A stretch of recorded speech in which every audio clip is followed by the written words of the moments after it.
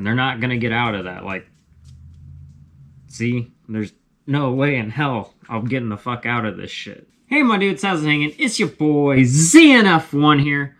So today I want to talk to you guys a bit about snare trapping and, you know, how to do all that fun stuff. But before we get into this though, let's cue intro.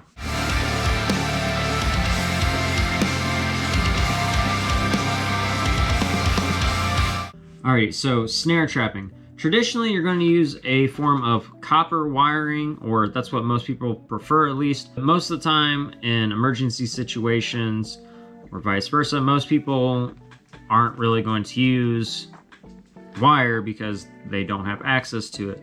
Instead, you use something like twine or paracord. Now, most of the time, people have something like 550 paracord. A thing that some people might not know, with 550 paracord, you can use the little fibers in between the cord or inside the cord individually to catch smaller game like rabbits or squirrels, because it's so small that it's gonna hold just fine against them. It doesn't really need much force or pressure for animals that are that small, unlike, you know, something like a deer or a raccoon, etc. Things that are a little bit heavier than what those small creatures might be. And most of the time, that's what snares are generally used for catching, are them, or, you know, just to set up a perimeter to keep predators out of your territory.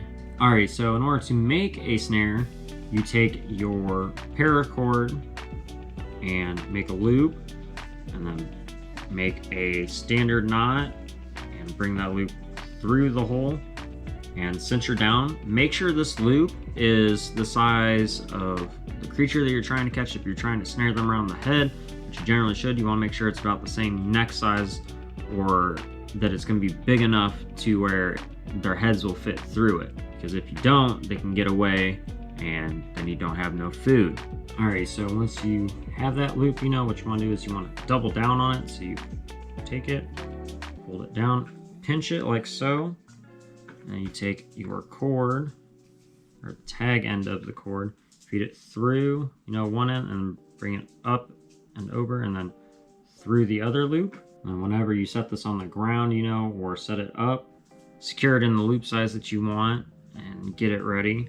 Whenever the animal goes through it and tries to struggle, it latches on and tightens. And they're not going to get out of that. Like, see, there's no way in hell I'm getting the fuck out of this shit. Alrighty, so with a piece of wiring, it's generally like recommended. One of the easier ones to have would be copper wiring, because it's a lot more malleable, but it still maintains its shape pretty well.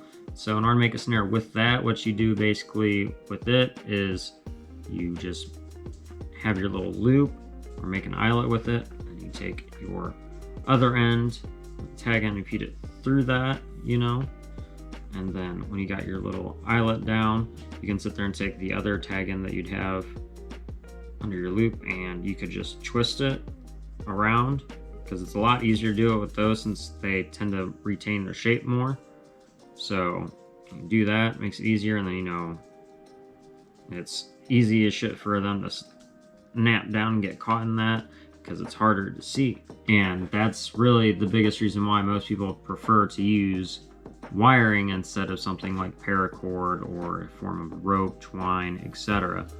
But in a survival situation, you're more likely to be able to forage or make rope from, you know, various plants and everything. You can't really make wire from plants or anything like that. You can make a form of cordage, but like wire is generally thin, and if it's something from nature, it's more likely to snap when it's that thin. But the advantage if you do have copper wire at all is it's really thin and hard to see, so that's why a lot of people do like using it more. Now, in order to start using the snares outdoors, what you want to do is, you know, take a stake or have something like a tree base, you know. We're just gonna use the walking stick as a tree base. But what you do is, you know, you take one end of your snare and you tie it to the base, you know, so you tie it around, make sure it's nice and tight, couple different knots you can do for that if you so desire. Once you got it on there, you know, all nice and snug, you start doing your snare, and again, just double down on it, you know.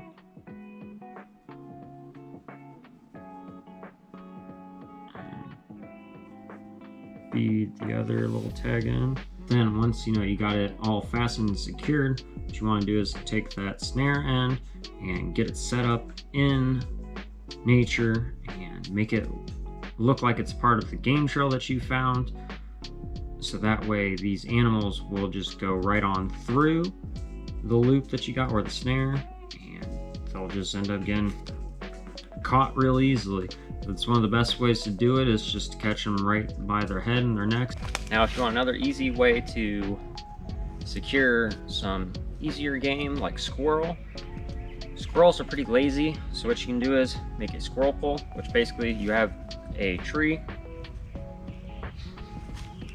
With that tree, what you do is you take a big enough like stick or something that would be, you know, obviously large enough for a squirrel to climb up, and you put it at a 45-degree angle against the tree, and then you wrap little wires around it if you have it, because they're going to go up that thing. Oh, they're stairs, because squirrels are rather lazy. They're more intelligent creatures, so they conserve energy where they can. They'll sit there and try to go up through it, and then when they go through one of those loops, you know, or try to, their head gets snared, and bam, you got some food. Makes it a lot easier to secure food sometimes if you want to try something new or different, if you have the wire resource available to you. It is going to be it for us today though, my dudes. If you guys did enjoy it, as usual, please don't forget to, you know, like, share, comment, and subscribe. It really does mean a lot to me when you guys do this, and helps to let us know what you're enjoying that we're putting out there for you, in addition to getting further out there for other people that are like you guys. Go ahead and leave the word game down in the comment section down below to let me know that you guys are part of the 100% club and made it to the end of this video. Thank you again to all of my beloved members of this survival tribe. I do appreciate you guys very much, and appreciate all the support that you give me. Much love. Same to any new viewers, fans, members of the tribe, etc. I appreciate all of you guys and love you. Until next time, please don't forget to, you know, live long, prosper, take care, and peace, and keep it 1,000,000% real. I'll see you guys on the flip side.